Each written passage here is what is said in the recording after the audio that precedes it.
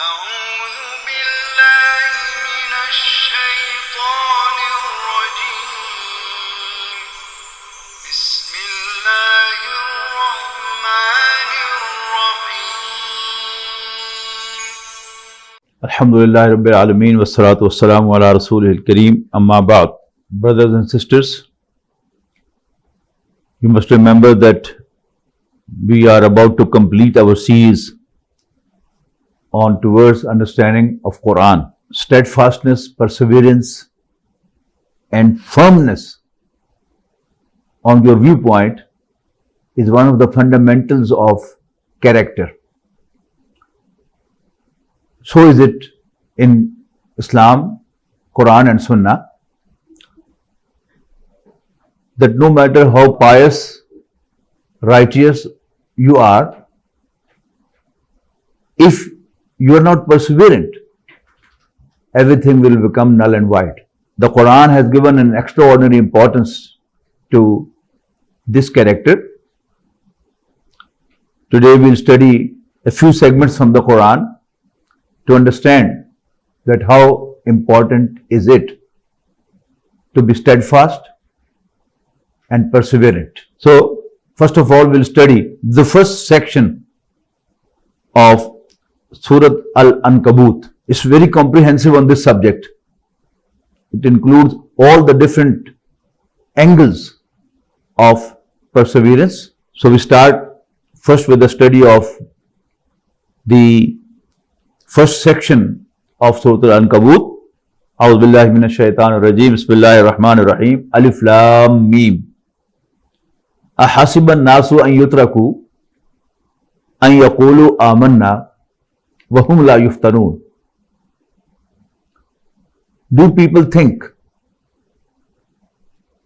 that they would be left alone by saying, we believe,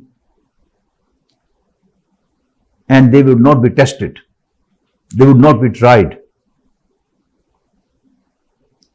Trial is a part of human creation. In the beginning of Surah Al-Mulk, Allah Almighty says,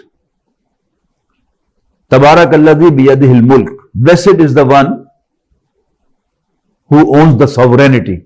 Wa huwa ala kulli shay'in qadir. And he is capable to do everything.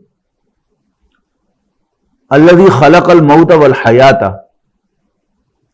One who created life and death.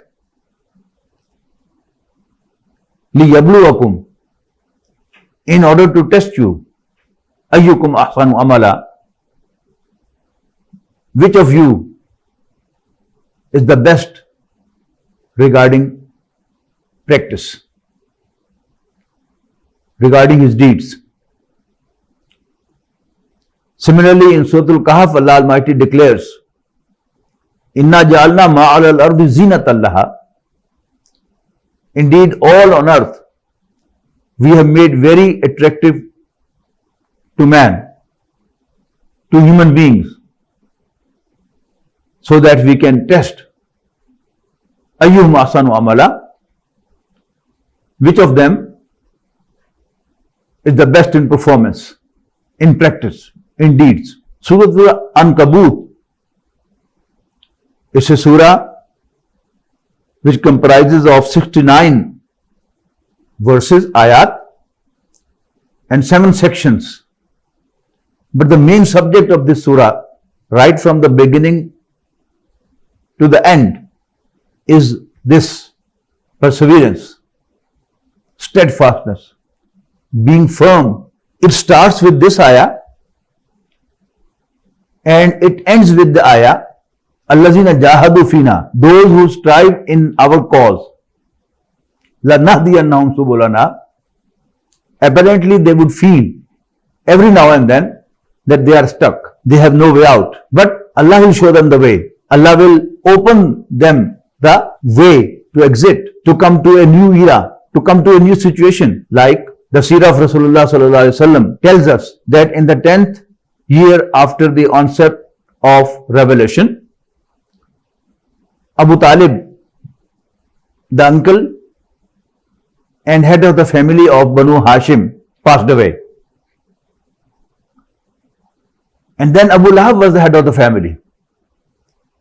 And he expelled Allah's messenger from the clan of Banu Hashim. Now apparently he was completely blocked and totally stuck, as he couldn't stay at Makkah.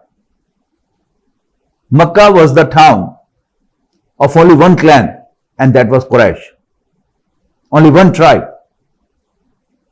In Makkah, either someone from Quraysh could stay and live, or his slave, or his ally. Prophet ﷺ sent message to a few lords through a few chiefs to ask them to provide him protection, asylum, but they didn't. He moved to Taif in pursuit of asylum. Remember, it was not in pursuit of Dawah. Had it been so, he must have moved to the next town, then to the next town. Why he came back? Because he went to Taif in pursuit of asylum, in pursuit of protection. And the treatment given to him in Taif was the worst of his life. But then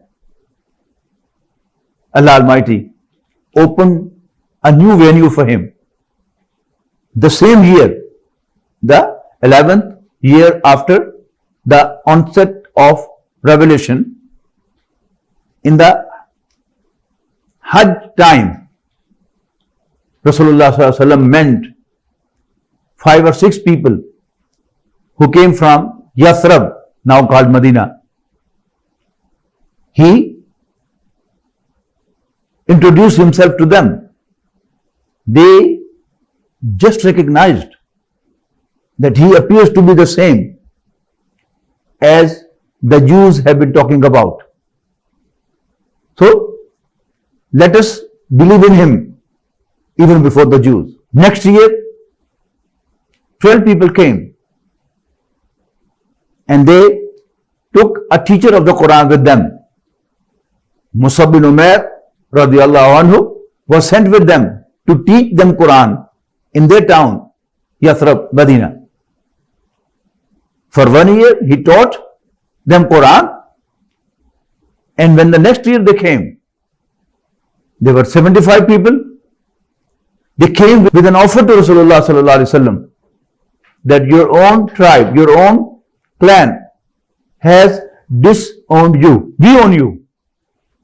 You come to us and we will protect you the way we protect all those who are born in our family.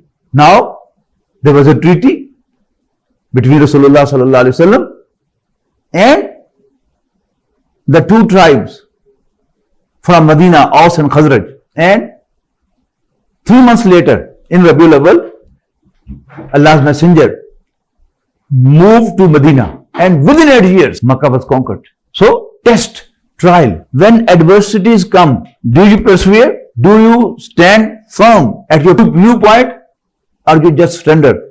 This is the test which each one of us has to go through.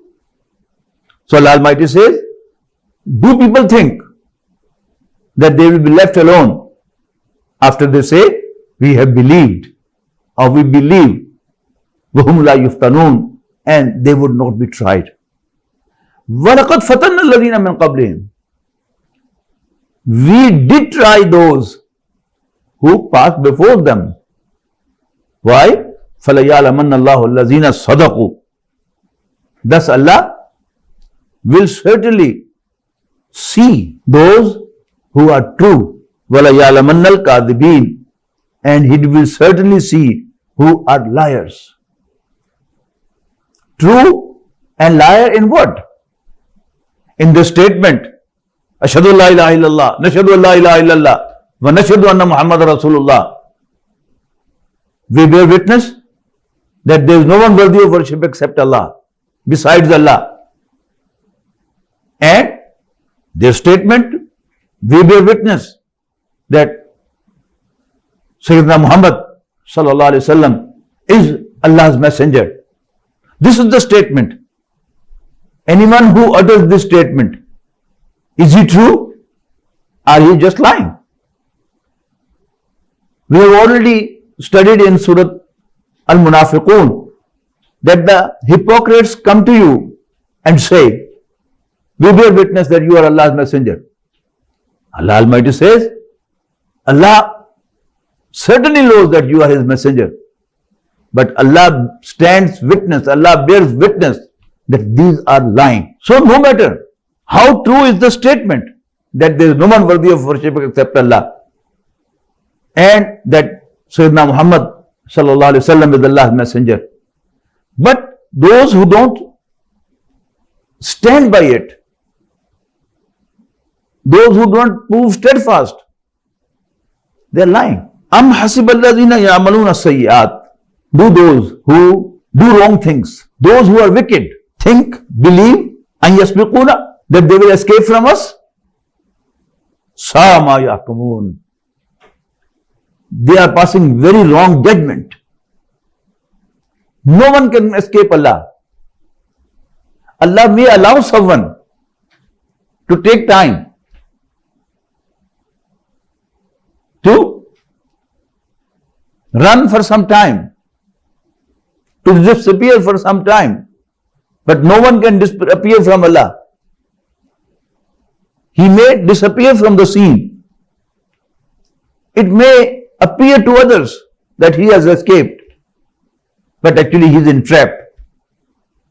No one can escape Allah. Sama yahkumun. They are passing a wrong judgment. Man kana yarju liqa Allahi.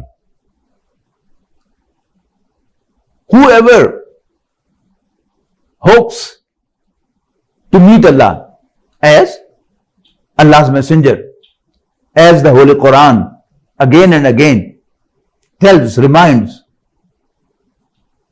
that you will die and then you will raise to life again and you will appear before your Lord. So whoever hopes to meet Allah, he should rest assured that inna ajalallahi la'at, that Allah's appointment is certain to be fulfilled. Allah's appointment is certain to come. Wa huwa as-sami'ul alim. And He is all hearing, all knowing. Allah's appointment may appear to have been delayed, but it is certainly not cancelled. It's postponed to a certain time which Allah knows from the very first day. But it appears as if it has been postponed, it has been delayed. But Allah's appointment has not been cancelled at all. Bahu Samiul Alim. And Allah is hearing, knowing. There are different aspects. When human beings are tested, they would be persecuted by other people. Now, in this section of the Quran, Allah Almighty will sometime address those who are persecuting, and sometimes He will address those who are being persecuted. Then, of them who are being persecuted, who are true believers, and they do believe that all the calamity that he is facing is from Allah. But those who are not firm believers, or they are hypocrites, they confuse this trial, this persecution as Allah's punishment. We'll come to those ayat, inshallah. وَمَنْ جَاهَدَ فَإِنَّمَا يُجَاهِدُ لِنَفْسِهِ. Whoever strives in Allah's cause, he does so for his own benefit. He will not add to Allah's sovereignty, Allah's power, Allah's dignity, Allah's honor. All what he would do is that he would strive, he would struggle, he would make an effort to his own benefit. Inna Allaha laghaniyun anil alameen. Indeed, Allah is certainly independent. He doesn't need anything. He is not dependent of anything. Now there are two words of Arabic. One is faqir, which means dependent. And opposite of faqir is ghani, independent. So, inna Allah la ghaniyun. Indeed, Allah is certainly independent. Anil alameen, of all the worlds. Not only He is not dependent on human beings. He is independent of everything. His reign, His power is not dependent on angels, not on the jinnat, not on the heavens and the earth. All are His creatures. So Allah Almighty Himself is independent of everything in the whole universe, in all the worlds. He is free of everything. وَالَّذِينَ آمَنُوا وَعَمِلُوا الصَّالِحَاتِ, and those who believe and perform righteous acts, لَنُكَفِّرَنَّ عَنْهُمْ سَيِّئَاتِهِمْ, we would certainly expiate from them their bad deeds. This again is in many ways. Whenever someone develops a bad habit, it's very hard for him to leave that habit, to get out of it. But if he believes and perform righteous acts, Allah Almighty will gradually expiate from him bad deeds. His bad habits will gradually leave him. This is one way. The other aspect is that the bad sins he has committed are already in his account. Allah Almighty will delete from his account the bad deeds. And we have already studied under the heading of repentance in the last section of Surah Al-Furqan. We studied that those who really repent, Allah Almighty replaces their bad deeds with the righteous deeds. That is Allah's favor. And as I gave an example of Sayyidina Umar radiallahu anhu, that for 5-6 years he remained a non-believer. He was one of the worst enemies of Islam. But he really repented. So Allah Almighty converted his bad deeds to his good deeds. And it has been counted by the historians that there were about more than 15 occasions when his opinion was before the people first, and the sanction from Almighty Allah came later that Umar is right. How it happened? That his experience helped him understand the bad nature of the bad deeds. Someone who has never committed a bad deed, he knows it's bad, but he has no idea how bad is it. But Umar certainly radiallahu ta'ala anhu had a clear understanding of the bad deeds, of the sins, that how sinful, how bad are they. So, وَالَّذِينَ آمَنُوا وَعَمِلُوا الصَّالِحَاتِ لَنُكَفِّرَنَّ عَنْهُمْ سَيِّئَاتِهِمْ, those who believe and perform righteous acts, we would certainly take away from them their bad deeds. وَلَنَجْزِيَنَّهُمْ أَحْسَنَ الَّذِي كَانُوا يَعْمَلُونَ, and we would certainly reward them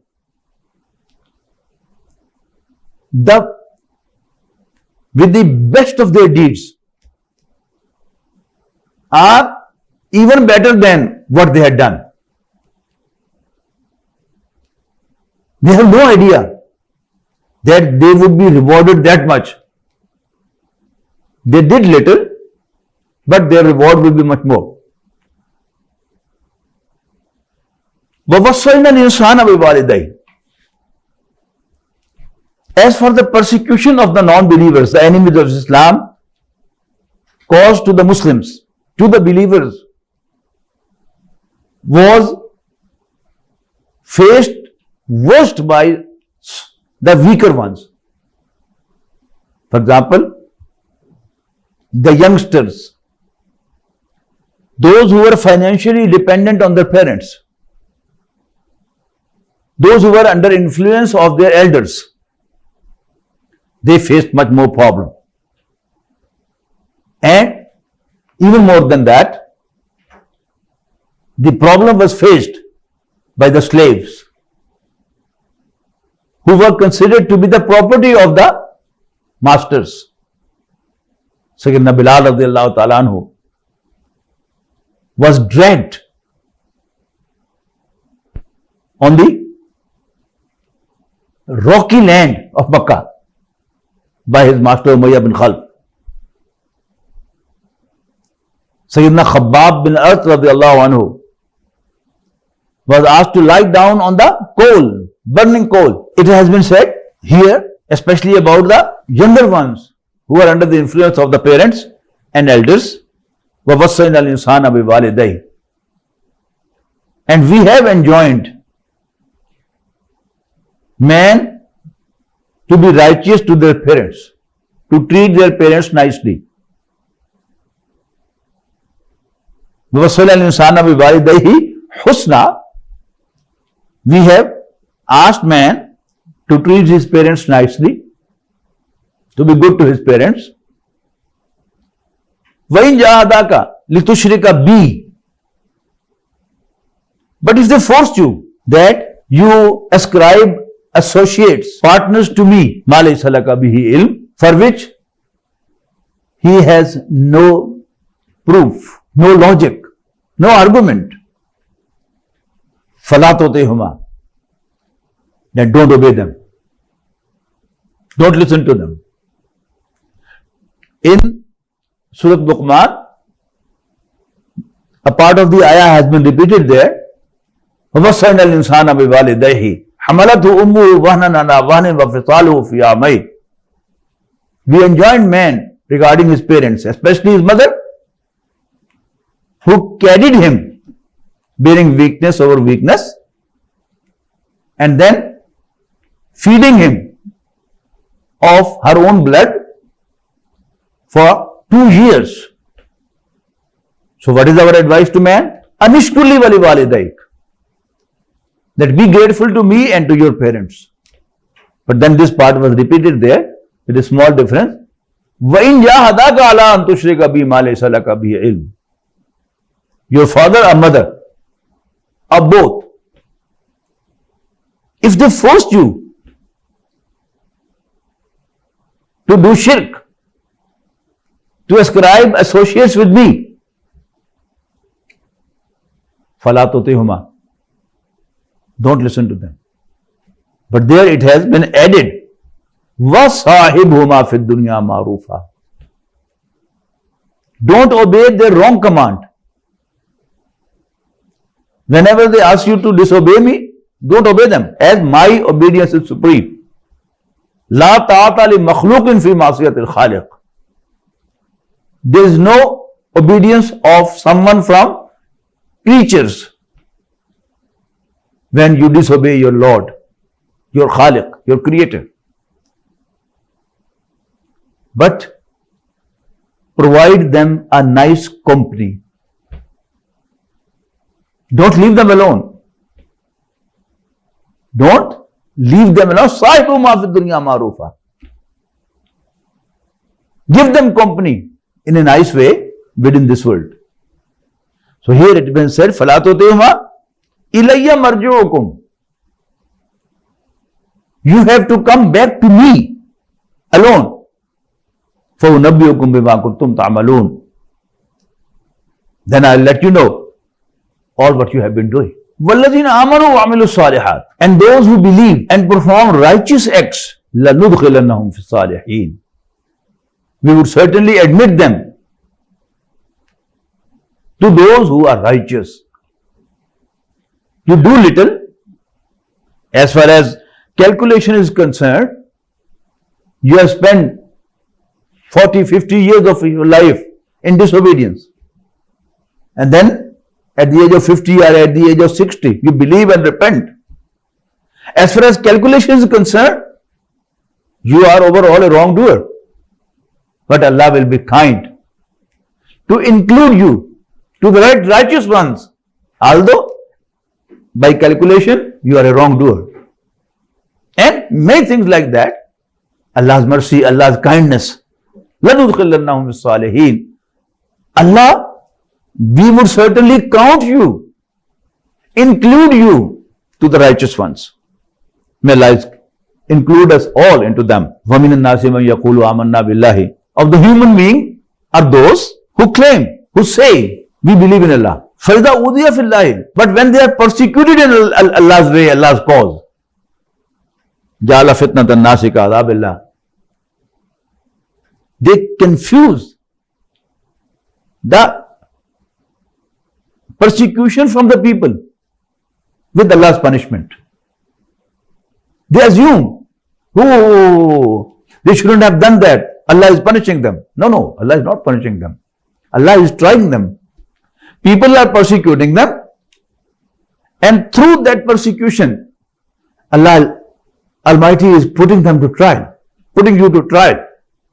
He is testing you, that how perseverant are you, how firm are you, how steadfast are you.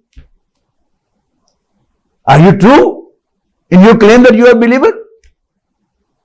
Or you are just falsely uttering the words, Ashhadu la ilaha illallah wa ashhadu anna Muhammad Rasulullah.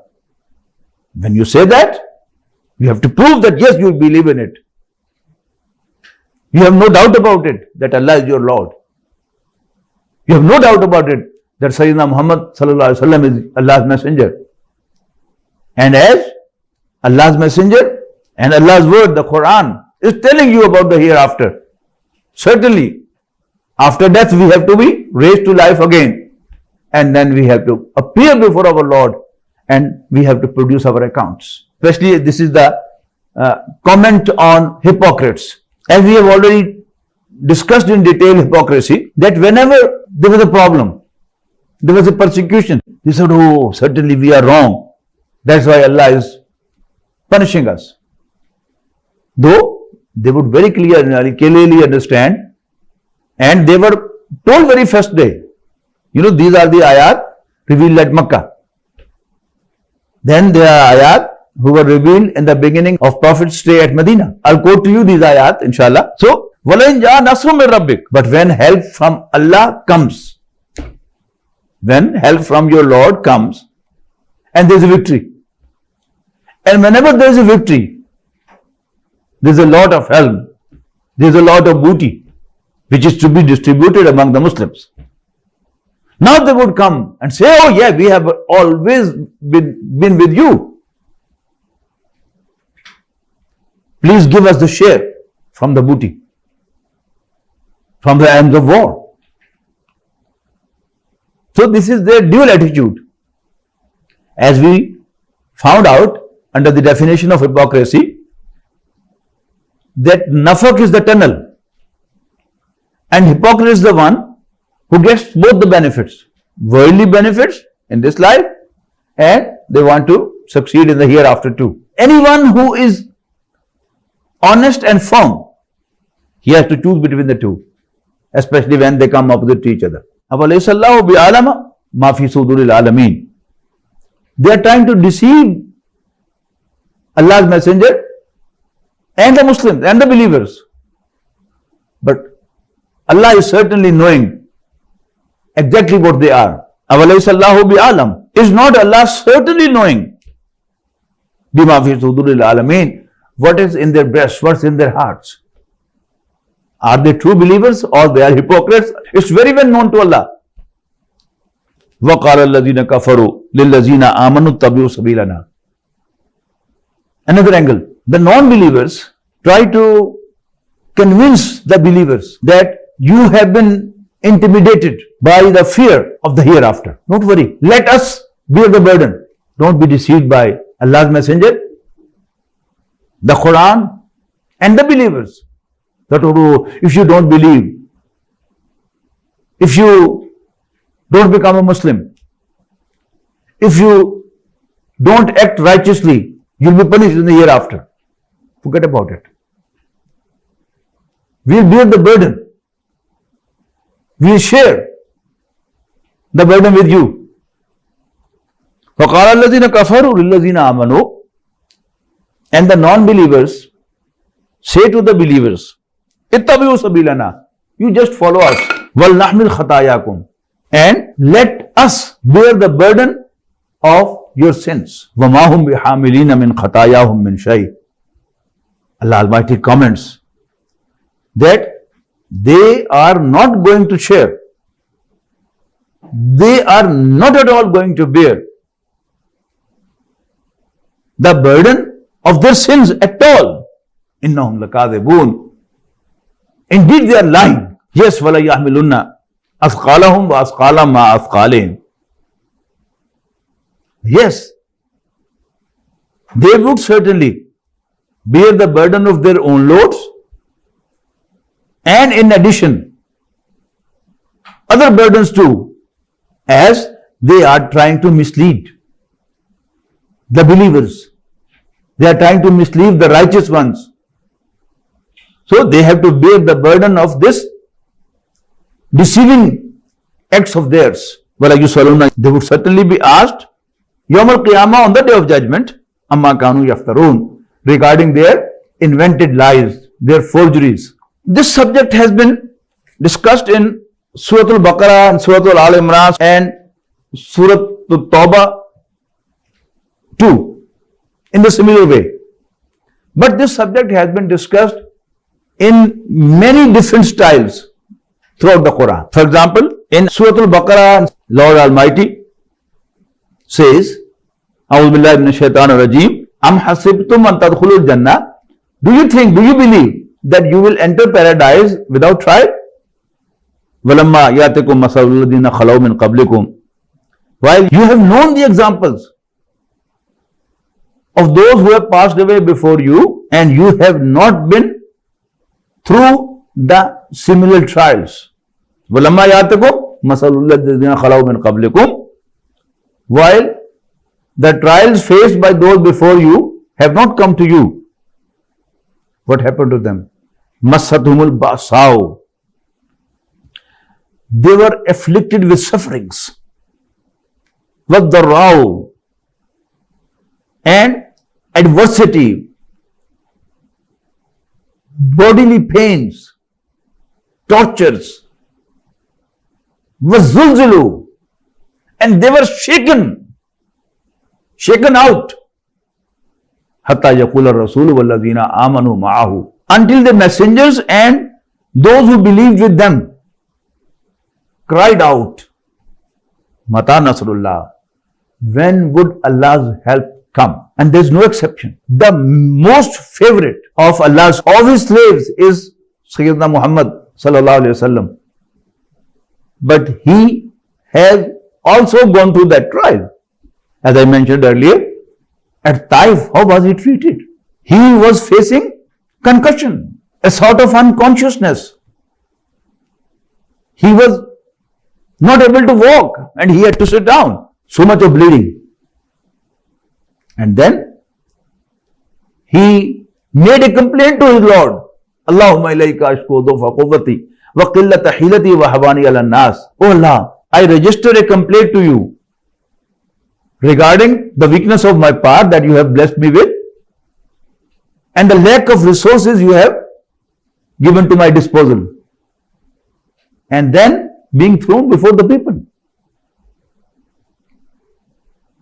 Allah, whom you have thrown me to? Those who have no mercy at all, and you have allowed them to do whatever they want to do with me.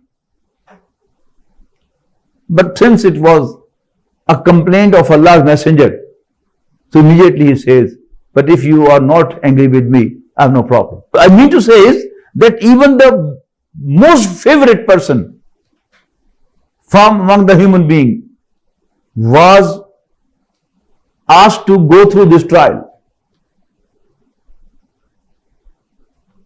How can we assume that we will enter paradise comfortably? No. One way or the other, we would certainly go through that trial.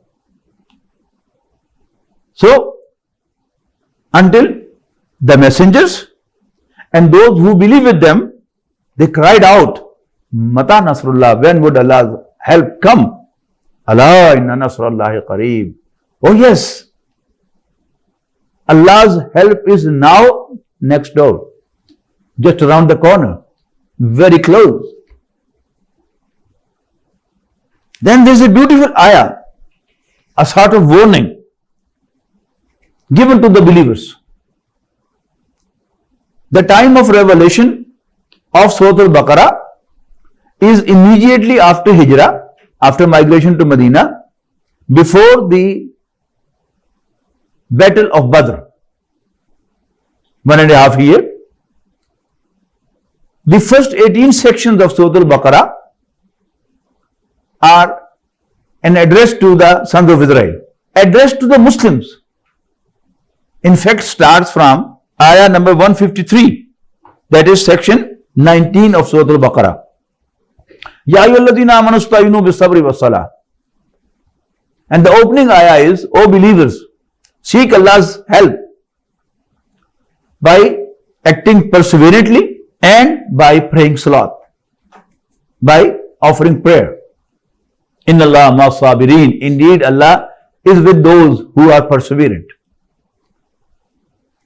Let me remind you that sabr in Arabic covers two expressions of English. One is patience and the other is perseverance. What's the difference? Patience is that something befalls you and you bear it patiently. You don't cry, you don't complain, you just say okay.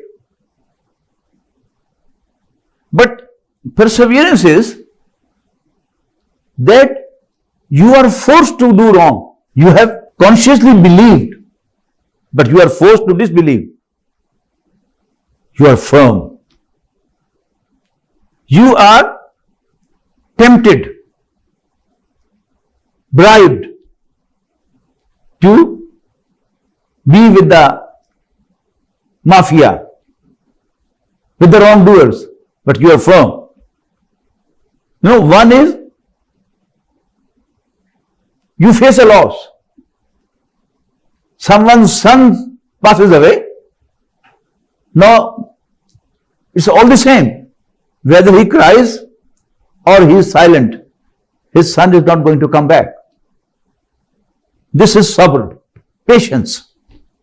The other sabr is that you are threatened that if you don't do wrong, they will kidnap your son. They will kill your son. But you are firm. Do whatever you like. But I will not cheat. I will not do wrong. This is what words were said. Not gold, but only men can make a people great and strong. Men who for truth and honor's sake steadfast and suffer long. So, you suffer. Either way, in one suffering you have a choice. That you join them, you respond positively to them, and they would reassure that okay, we won't harm you, but you remain firm. Do whatever you like. Allah is with me. This is perseverance. Mostly the Holy Quran mentions sabrs in the meanings of perseverance and steadfastness. But certainly, for the patience also this word has been used in the Quran. So in ayah 155, 156 and 157, Allah Almighty is very clearly mentioning, وَلَنَبْلُوَنَّكُمْ بِشَيْءٍ مِّنَ الْخَوْفِ وَالْجُوعِ وَنَقْصٍ مِّنَ الْأَمْوَالِ وَالْأَنفُسِ وَالثَّمَرَاتِ. We'll surely test your steadfastness with fear and famine,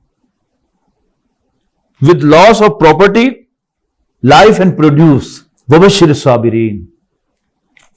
And give tidings to the steadfast ones. الَّذِينَ إِذَا أَصَابَتْهُمْ مُصِيبَةٌ قَالُوا إِنَّا لِلَّهِ وَإِنَّا إِلَيْهِ رَاجِعُونَ. And give tidings to those patient and perseverant ones who whenever face a calamity,